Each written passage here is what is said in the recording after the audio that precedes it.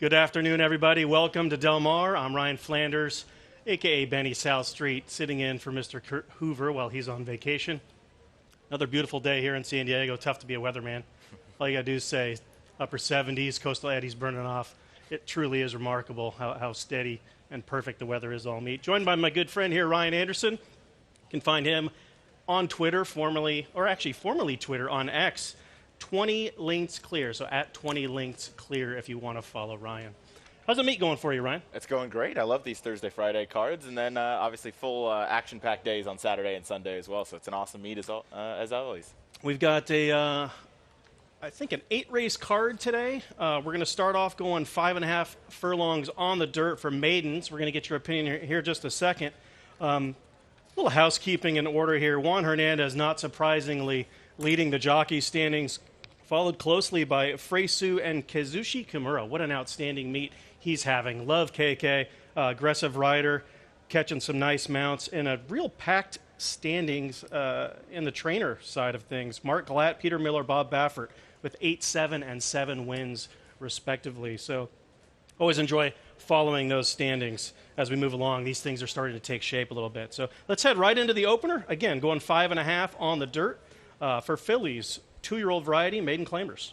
Yeah, I saw the race 3-8. I thought Little Tinker L deserved a look. Kent Sweezy always sends a live string out here. Tyler Bays is aboard. This one showed speed versus better. Drops a little bit in class, so I thought the 3 deserved a strong look on top. And the 8, Call Me Susie. A lot of first-time starters in here. I thought this one is probably just going to get a clean trip. And the Dam is 1 for 3 with her first-time starters so far. Some notable runners taking money are the 1 and the 7, both down from their morning lines. You know, I had a hard time with this race. If I'm being honest, I thought this was the toughest race on the card. Felt like I could make a case for anybody, and that's why I landed. I'm gonna go for a couple prices here. Those being Alluring Valentine, number 6, then moving outward, Dragon Cat, number 7. These second timers, they almost always improve. Some of these that ran in their second time last time, I didn't see a whole lot of improvement. I do agree with you that Little Tinkerbell will control the race up front and will be very dangerous. But I thought these others had a chance to move up. Alluring Valentine for Tim McKenna, dropping in from Emerald Downs. That second place finisher last time was a maiden special weight winner. I thought was a potentially live race. Gets blinkers. Again, that second time out. Big room for improvement. And then moving to the outside in Dragon Cat.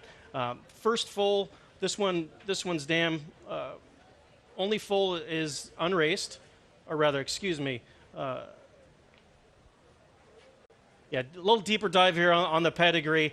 Magician, it's Magician, a lot of turf pedigree. I thought would have to fire first time out if you wanted to get that maiden claimer. So you're not going to find these maiden claimers on turf. That's why this thing, I think, ends up on dirt.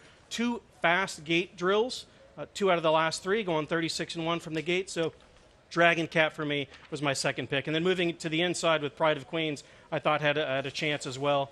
Was 12-1 morning last time. Didn't catch a whole lot of money. That doesn't bother me. I think this one can move up. Huge drop. That maiden special weight to the 32 is a huge drop. Was knocked around at the start, shuffled, and then I had that track as just a strong speed-favoring track. So a lot to potentially move up with Pride of Queens. All right, let's move into race number 2. We're going 5/8 on turf. Maiden special weight variety for Calbreds, but they're also California breds or sired maidens, which I think is a big advantage. Who'd you come out with in race 2? I ended up going 3-6 in this one. I thought Midnight Cowgirl deserved a really strong look. Dam won first time out. 3 of the 5 siblings have won first time out, so a lot of precocity there in the pedigree. And on top of that, you get Antonio Freysu, one of the leading riders here at Del Mar, hopping aboard. 7-2 on the morning line, I thought was fair. And then the 6, Shady Stripes, deserved a look. Strong debut, blinkers on, so hopefully that gets this one focused up a little bit more. And yeah, so 3-6 for me. And I'm with you. I had it 6-3. I just reversed the order. I thought Shady Stripes last time was every bit the best. Dueled on the front end, went fast early, put away that other speed, and just got run over late by a perfect tripping horse that just kind of sat the pocket in third and swooped. And then what I talked about with the pedigree with Midnight Cowgirl, this horse stands. Tapback was a maiden debut winner, won the Golden State Juvenile by 6 lengths, and is pretty much the only open one. Einstein, again, we talked about the turf. $1.5 million he earned on turf. So while He was a router. Lot of gate works in here to hint of speed. 4 out of the last 5. So if you're trying to win on debut, I think you're looking at those gate works. Get these things going a little bit. We've got 2 jockeys in here, notably, who don't show up. J.J. Hernandez and Hector Barrios stay in the room, which I find interesting because they're 2 of the best turf riders around. All right, let's head on into the third. We've got $8,000 claiming types for fillies going a flat mile on the dirt course.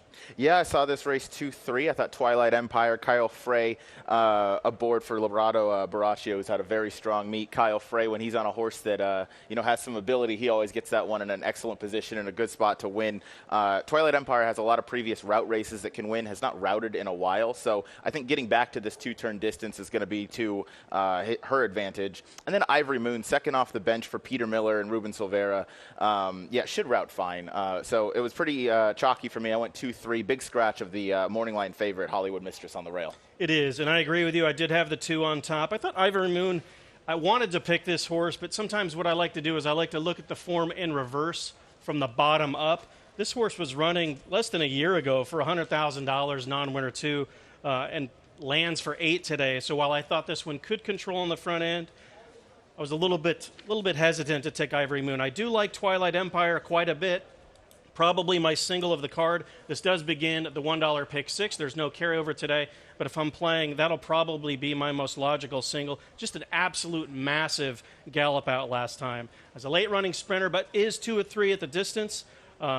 Circled, I had this one almost going 6 wide and on a track that I thought favored speed and inside runners. So big run from Twilight Empire last time in defeat. You have a chance. Watch this one gallop out last time. He could have run through a brick wall in the clubhouse turn. So big effort from Twilight Empire for the level. All right, let's move on to race number 4, which does begin our 50-cent late pick 5.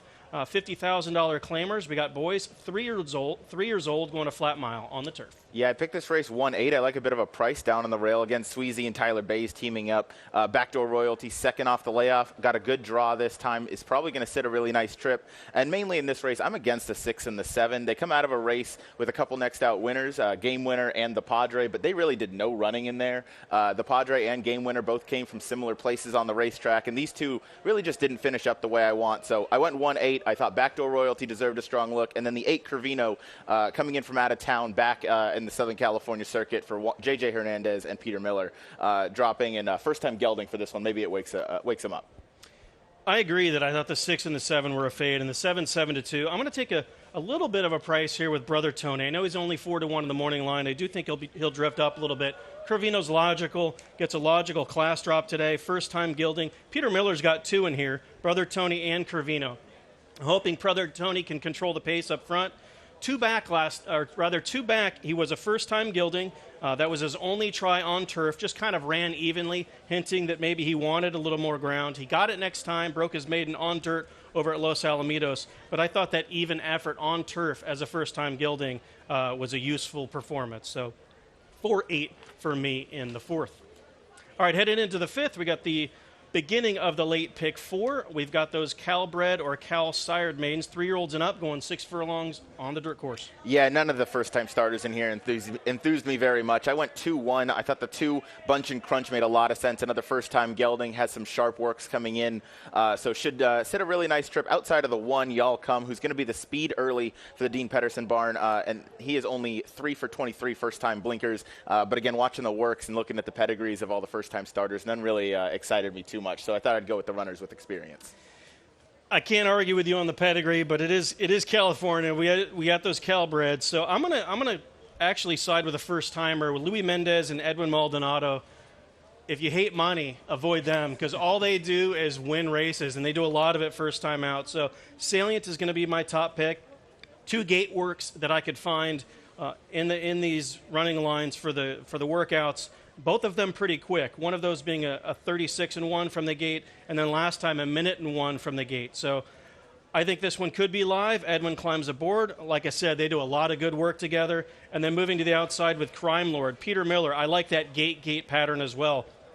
Lovely gate pattern for a first-time starter. Kazuchi Kimura, a very aggressive rider. A couple 4-year-olds in here. One of those was your top pick, number 2, Brunch and Crunch. No gate works. That one concerned me a little bit just because he's kind of missed the start in both of his outings, and he's drawn inside, but certainly has every right to improve today as a first-time 4-year-old. All right, heading into race number 6. These are starter allowance types, non-winners of 3 lifetime, going a mile and a 16th on the turf course. Yeah, big scratch of the one Promicio, who I really liked. I had originally picked that one on top. It was my bet of the day. Yep, so off that last run. Kyle Frey had that one in an excellent position from post position 11. Now drew the rail, but that one's out. So I'm going with the 3 single track mind. If I really get 8-1 on Hector Barrios riding this turf course, I'm going to take that all day. I know this one's coming off a very long layoff, but it's going to get some pace in here. This one likes to come from off of it, and those back figures certainly fit. So I think even if this one is, maybe 80-90% ready, I think that's going to be enough in this field. And the 6 Mr. Leisure, one last time out for the Tim Yakteen barn. Freysu hops aboard again. This one can be tactical, and they hit it 27% together, do Freysu and Yakteen for a 560 ROI. So they're strong together, so I'll give that one a look underneath. But the 3 single track mind is my top pick. I didn't know what to do with him, but all you have to do is see Hector Barrios. I've really fallen in love with this guy. Every year I seem to get more and more in love with Hector Barrios on the turf course, and he's getting a lot of good dirt mounts as well, riding some big monsters on the dirt course. So good for him. He's deserving. Hard worker and an excellent, very intellectual rider, I feel like. He does a lot of homework before he's headed into these races. You just tell by where he's placing his horses. I did land on number 5, Dealer Special. As we talked about, Promicio is going to be my top pick. Look for him last time. Covered 32 feet. More than the winner did last time. So that was a huge effort, only getting beat in nose. But Dealer Special, my top pick. Put blinkers on last time at Los Alamitos. Going to leave them on today. We're going to draw a line through the race, albeit because that was on dirt. But the race 2 back, I thought this one ran a very nice race over the turf course. 2 for 12 on turf makes a lot of sense for this non-winner 3 lifetime over grass. Ayuso rides back. Richie Baltas, nothing bad to say about the connections with Richie Baltas and Ayuso clicking off at 22% overall. And then I moved inward. Concord Bridge, I thought had a chance to control the pace from the inside.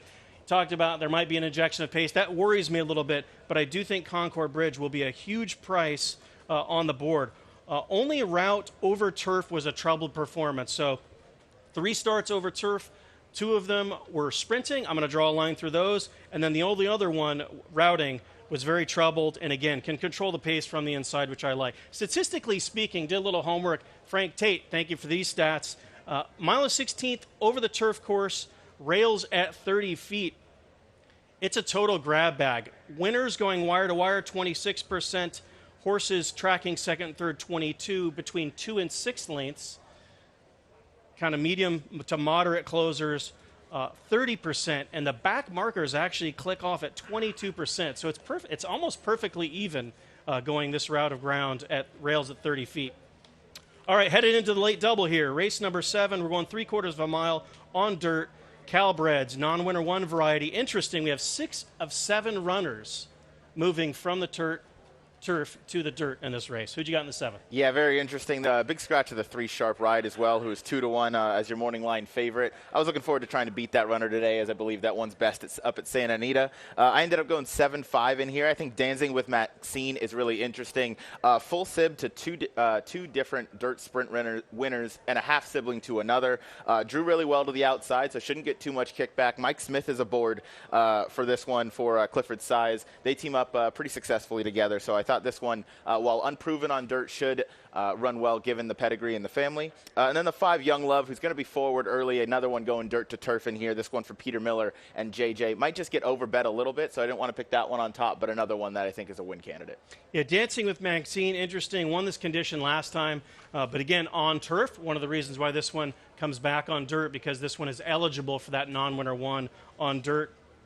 Interesting about this rule is that you could literally enter on turf, and if the race moves to dirt, you could win that condition over and over and over again. We don't get a whole lot of rain out here, but during the winter months, a runner like this could be very valuable. I did land on number 6. Elton Sings Another for Mark Glatt, David Cohen. I thought this one could make the lead. If J.J. Hernandez is willing to concede the lead with Young Love, I think this one could get loose. Huge David Cohen fan. Had a conversation with him recently. I actually call him the poor man's Garrett Gomez. I just love his riding style. I think he's extremely underrated, and he's having a nice meet so far. 4 out of 18 for Mr. Cohen thus far at Del Mar. He was going to be my top pick, and then I moved just to the inside with Young Love, who you picked second for all the same reasons that you mentioned. All right, closing it out, race number 8. We're going 1 mile on the turf course, $25,000 claimers, non-winner 2, lifetime variety. Yeah, you just mentioned your love for David Cohen. I picked the number 7 on top. I went 7-10 in here. Big class dropper, strong figures for Peter Miller. They team up together. Again, huge drop, second off the bench. I'm going to single Lady of Power in my horizontals to end the day. I thought the 10 Miss Brightside obviously deserves a strong look, also dropping in class, but drew a little wide. The rails are out significantly today, and just, not really the winning type, so not one I wanted to pick on top. I'm waiting for Rispoli to get hot. He's only got a few wins right now, and I'm sure he's getting needled a little bit by the guys in the jocks room, but he's going to catch fire soon enough. I'm going to land on the same horse you did, Lady of Power, for all the reasons that you mentioned. I thought just ran against a ton better last time, was 3-4 wide the entire trip, was spun even wider into the stretch, covered 30 more feet than the winner did that day, and had a huge gallop out in defeat. And then moving to the outside, Lady Lithsome for Michael McCarthy and Kazuchi Kimura. Just looking at this one, only has 3 starts lifetime. You look at those first 2, ran 5/8 on turf and then a mile on turf. To me, that just says we're prepping, we're stretching out for later. This one wanted more ground. It was validated. This horse won second time out at a route of ground. About more than a year layoff moving into June last time. Showed improved speed, which I really like to see. So some trouble early in those first 2 starts. Again, I think this one was well meant for routing all along. Showed speed last time over a very long layoff. Kazuchi's hot as a pistol, so I'm going to stick with him. 8-1. Wow, 8-1. I might even take him on top. So 7-8, 8-7 for me to close it out. 39 minutes to post. Thank you, Ryan. Appreciate you coming out. We've got every bet's available in race number 1. So pick something. It's out there. We got about 25 or so until we hit the paddock at the first at Del Mar.